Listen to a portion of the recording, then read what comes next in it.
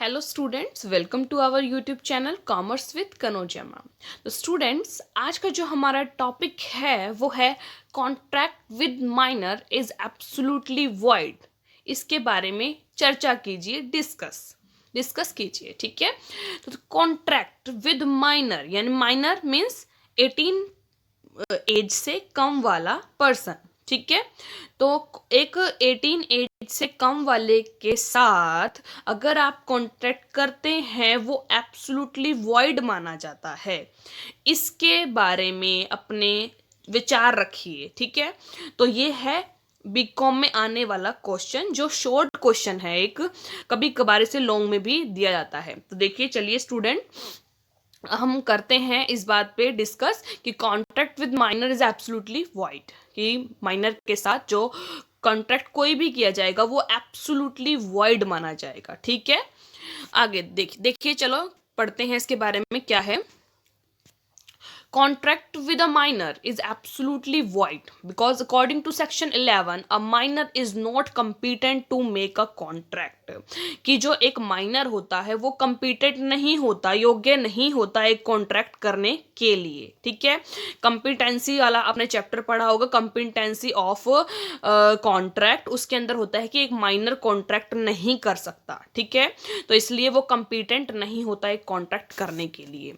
If a minor receives some money and promises to do something in return, he cannot be enforced by law to perform the act for which he has received money or to return the money। देखिए, अगर एक minor कुछ पैसे receive करता है और promise करता है कि मैं ये इसके रिटर्न में, इस पैसे के रिटर्न में कोई काम करूंगा, तो उस time he can not be enforce by law to perform the act. तो उस टाइम उसको लॉ बाउंड नहीं करेगा, लॉ उसको एनफोर्स नहीं करेगा कि तू वो काम कर, क्योंकि तूने उससे पैसे लिए हैं वो काम करने के लिए। कॉन्ट्रैक्ट हुआ कि क्या कॉन्ट्रैक्ट हुआ, देखिए मैं आपको एक एग्जांपल के थ्रू समझाती हूँ। ये है एक माइनर पर्सन, ये एक माइनर पर्सन है और ये कोई सम अदर पर्सन है, थर्ड पार्टी है, कोई दूसरी पार्टी है। ठीक है, ये कौन है, माइनर है। ठीक है, एम से माइनर। अब माइनर ने बोला कि मैं तुम्हारे को कुछ कोई एक्ट करूंगा। सपोज करो स्कूटर के ऊपर बात चल रही है, स्कूटर है, ठीक है, स्कूटर के ऊपर बात चल रही है। माइनर ने बोला मैं आपको स्कूटर दे दूंगा, आप मुझे पैसे दे दो। ठीक है, कितने, 50,000 रुपए का स्कूटर था। ठीक है, कितने का, 50,000।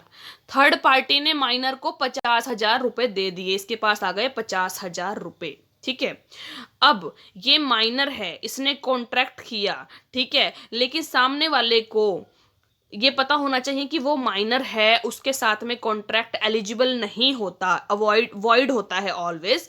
तो अगर ये जो माइनर पर्सन है ये अपना एक्ट करने पर मुकर जाए कि भाई मैं तो स्कूटर नहीं दे रहा, तो ये पर्सन इस पर्सन को स्यू नहीं कर सकता, माइनर को स्यू नहीं कर सकता, इस पे केस नहीं डाल सकता। क्यों? क्योंकि जो लॉ है वो एनफोर्स नहीं कर सकता माइनर को कि तू अपना एक्ट कर, कि तू उसको स्कूटर दे। उसके ऊपर कोई केस नहीं डाला जा सकता क्योंकि वो इनकम्पिटेंट है, किस चीज के लिए, कॉन्ट्रैक्ट करने के लिए।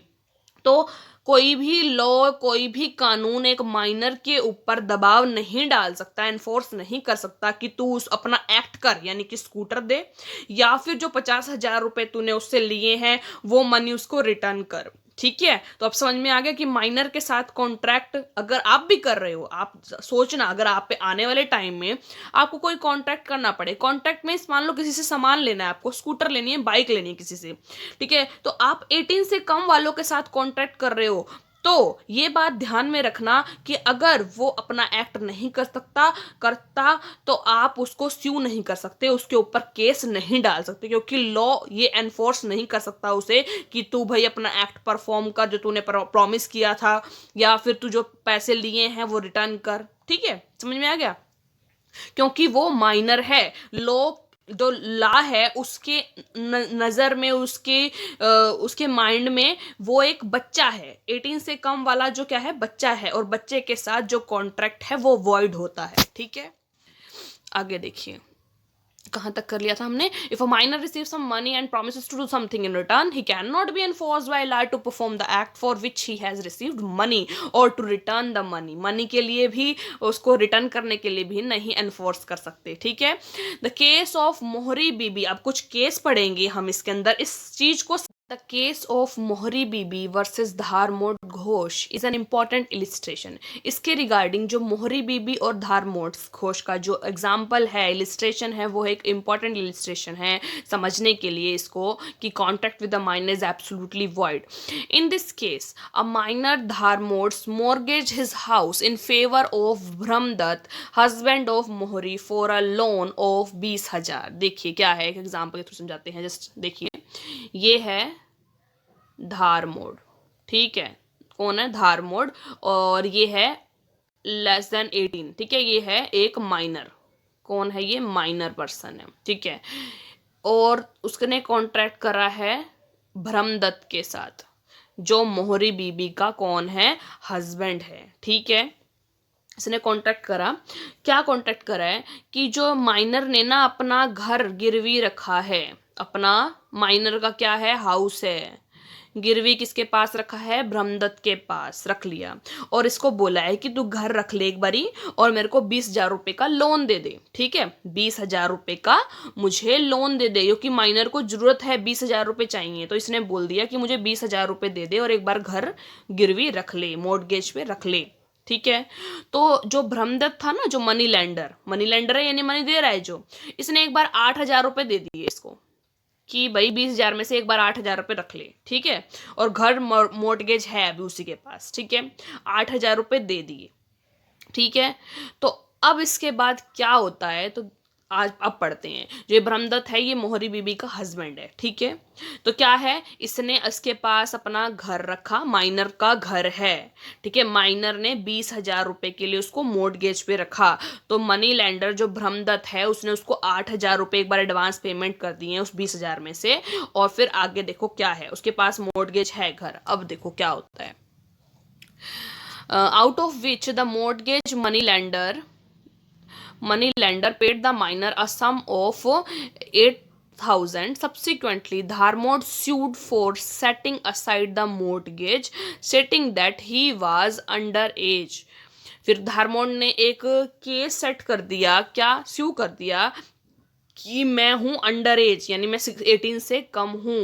When he executed the mortgage, जब उसने मॉर्गेज वाला जो कॉन्ट्रैक्ट किया था, तब मैं क्या था? अंडर एज था। धारमोड ने बोला तब मैं अंडर एज था, मैं एक माइनर पर्सन था जब मैंने ये जो केस था, यानी जो लोन लिया था, तब मैं अंडर एज पर्सन था। तो आगे देखिए, the private council held the mortgage was void. वो मानती है कि जो मॉर्गेज हुआ, जो गिरवी रखा गया, जो मॉर्गेज का कॉन्ट्रैक्ट हुआ, वो एक वॉइड कॉन्ट्रैक्ट है, and therefore it was cancelled, इसलिए उसे कैंसल कर दिया गया। The court also did not accept the money lender's request for the repayment of the amount advanced to the minor as part of the consideration for mortgage। और court ने भी मना कर दिया, didn't accept the money lender's requests, money lender यानी जो ब्रह्मदत्त था उसकी रिक्वेस्ट को भी मना कर दिया कि जो एडवांस यानी 8,000 रुपये जो धारमोट्स को पे करे थे, मैंने जो भी मॉर्गेज का एडवांस दिया था, 20,000 रुपये मांगे थे, मैंने 8,000 रुपये एडवांस में दे दिए थे। तो उसने बोला कोर्ट को, कि रिक्वेस्ट करी कि मेरे जो 8,000 रुपये हैं वो वापस करवा दो, लेकिन कोर्ट ने भी उसकी बात नहीं मानी।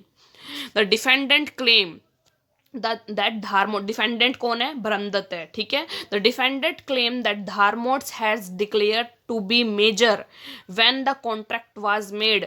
डिफेंडेंट ने क्लेम किया कि जो धारमोट्स था वो क्या था? एक मेजर पर्सन था, 18 से अबव था जब उसने ये कॉन्ट्रैक्ट किया था मेरे साथ। And if he declaration was false, is, अगर उसकी declaration was false, the defendant was entitled under section 64 and 65 to receive back the money he had advanced to धारमोट्स। अगर वो उसकी डिक्लेरेशन सही है तो सेक्शन 64 एंड 65 के तहत उसको अपनी मनी वापस मिल जाएगी जो उसने एडवांस की थी धारमोट्स को। But the private council set aside that plea and observe that section 64 and 65 are not enforceable in cases where no contract exist. 64 और 65 किसने जो प्राइवेट काउंसिल है उन्होंने देखा कि 64 और 65 वहां पर एनफोर्सेबल नहीं होता जहां पर कोई कॉन्ट्रैक्ट एग्जिस्ट ही नहीं होता। क्यों नहीं होता? क्योंकि एक माइनर के साथ कोई कॉन्ट्रैक्ट बनता ही नहीं है। And a contract did not exist since it was made with a minor. तो देखिए कोई कॉन्ट्रैक्ट जहां पर एग्जिस्ट नहीं होता वहां पर 64 और 65 सेक्शन नहीं लगता। और नॉर्मल सी बात है कि क्या बोला गया है, it was made with a minor that's why the contract didn't exist ही नहीं करता वो कॉन्ट्रैक्ट, क्योंकि वो एक माइनर के साथ कॉन्ट्रैक्ट किया गया था। इसलिए धारा 64 और 65 लगेगी ही नहीं यहाँ पर। ठीक है, आगे देखिए एक और केस दे रखा है इसी बात में। In a similar case of Shyamlal versus Pyarilal, a minor sold his shop. एक माइनर ने ना अपनी शॉप बेच दी। ठीक है, the buyer made the payment, buyer ने पेमेंट भी कर दी, but the sale could not be registered because the seller was a minor. लेकिन जो सेल की जो डीड थी ना, एक डीड होती है जिसके ऊपर कॉन्ट्रैक्ट किया जाता है, सेल डीड लिखी जाती है, तो सेल डीड की रजिस्टर्ड ही नहीं थी। क्यों? क्योंकि वो एक माइनर के साथ हो रही है। माइनर के साथ कोई कॉन्ट्रैक्ट होता ही नहीं है, मतलब इलीगल होता है, इलीगल नहीं कह सकते, वॉइड होता है।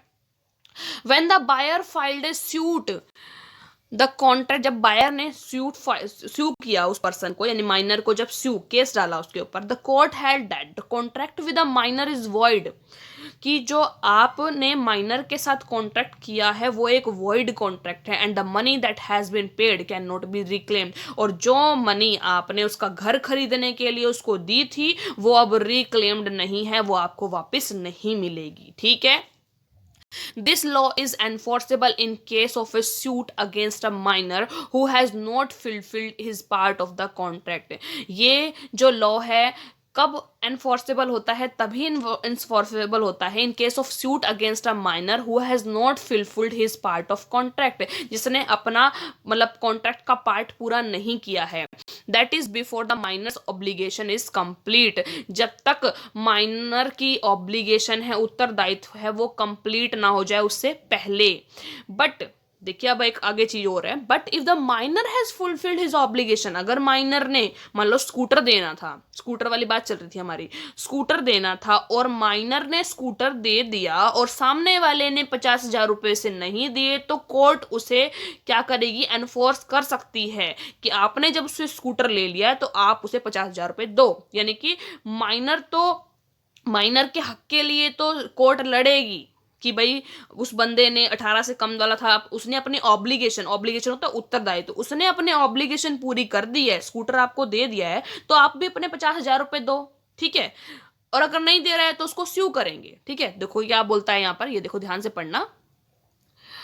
But if the minor has fulfilled his obligation under a contract and demands that the other party fulfill the terms of the contract, और डिमांड करता है कि जो दूसरी पार्टी है सामने वाली वो भी अपनी टर्म्स को पूरा करे, यानी कि 50,000 रुपए उसे दे, यानी स्कूटर दे दिया है जो उसने, जो भी अपना माइनर पर्सन है, तो उसके बिहाफ में, उसके चेंज में हमें वो उसकी सामने वाला भी टर्म्स पूरी करे।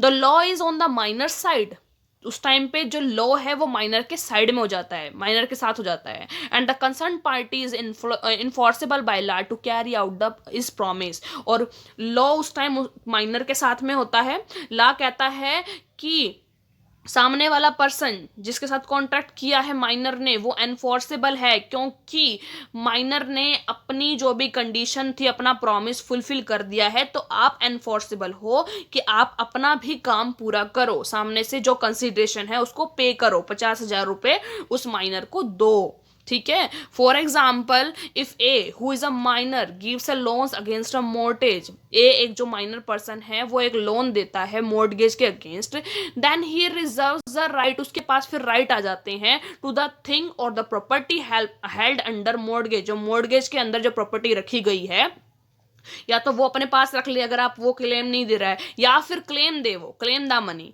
That he advance a loan, जिसके रिगार्डिंग उसने लोन एडवांस किया था, या तो उसको पैसे वापस दे दे भाई माइनर के, या तो पैसे वापस दे दो, या फिर माइनर के पास ये हक होता है कि जो जो चीज मोर्टगेज पे रखी गई है उसको अपनी प्रॉपर्टी मान के अपने पास रख ले। ठीक है।